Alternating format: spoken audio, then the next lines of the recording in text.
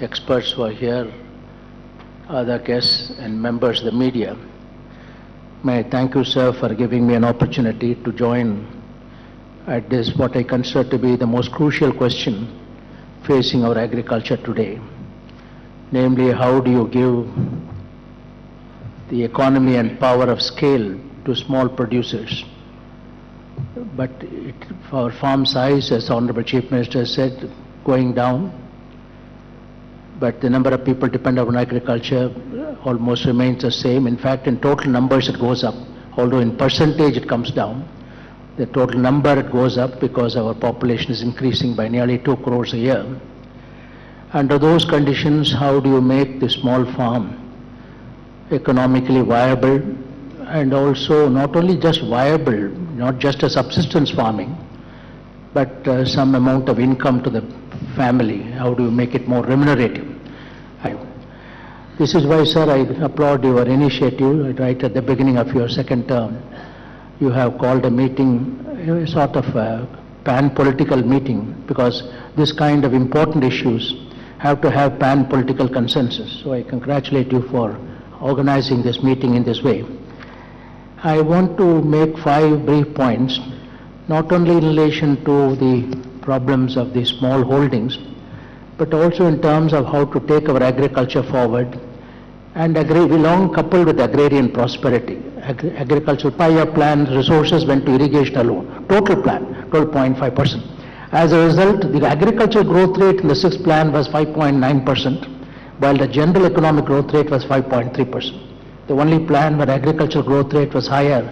That's why I said, you reap as you sow. There is no miracle here.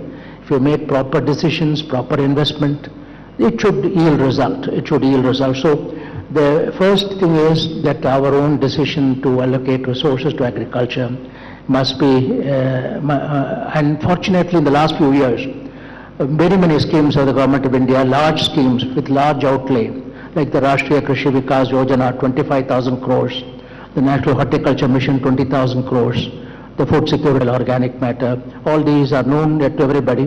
So land security in terms of availability to farming, and security in terms of its production potential, including the earthworms, the vermiculture, which the Honorable Chief Minister mentioned.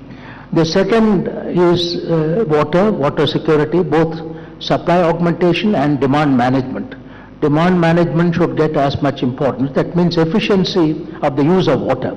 Not only water in terms of total quantity available, but in terms of the efficiency of water use, whichever method you are using. Some parts of India now in paddy, for example, rice, which consumes a lot of water. There is this system of rice intensification, which is somewhat more water conserving, 40%, but it's not applicable everywhere. But so water, Jal Swaraj, water security is vital. The third component of the natural resources conservation is biodiversity. Biodiversity, Andhra Pradesh is very rich, your own very rich mango or any one of those, almost all chilies and onions and so on. A whole series of crops in which Andhra Pradesh, and also breeds of cattle, whether it is Nellore or Ongole, the breed. The Government of India is shortly going to establish a Breed Savior Award. Already there is Genome Savior Award for the tribal families who are conserving biodiversity. Similarly, a Breed Savior Award is being instituted for farmers who are maintaining pure breeds of Nellore or Ongole or other forms of animals. So the second point I made was to safeguard and strengthen the foundations for sustainable agriculture. The third is what we are discussing here. How do you achieve a small farm management revolution? Small farm management revolution, in fact, there's a whole chapter in the National Commission on Farmers report it is called Farmers of the 21st Century. Farmers of the 21st century predominantly are going to be young. 70% of our population is below the age of 35. And 70% of those live in villages. Now, how are you going to actually induce changes in climate are occurring? We don't know which one is due to climate change, but nevertheless, all over the world, it is no longer a controversial issue. Climate change may lead to more frequent droughts, more frequent floods, and sea level rise. Andhra has a long coast. In fact, all our neighbors like Maldives and others are so worried about going down under the sea that they have developed a lot of proactive measures to protect themselves. In the area of climate change, monsoon management becomes exceedingly important.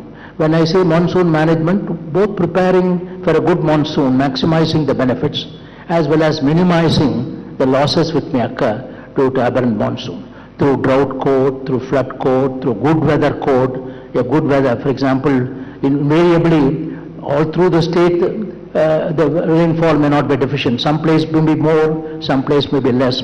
How do you maximize the benefits of a good monsoon? How do you minimize the adverse impact of a bad monsoon? In other words, sir, what we are suggesting is, in every panchayat, you develop one woman and one male member as the climate risk managers. Climate risk managers, the panchayats can play an important role, and they can select one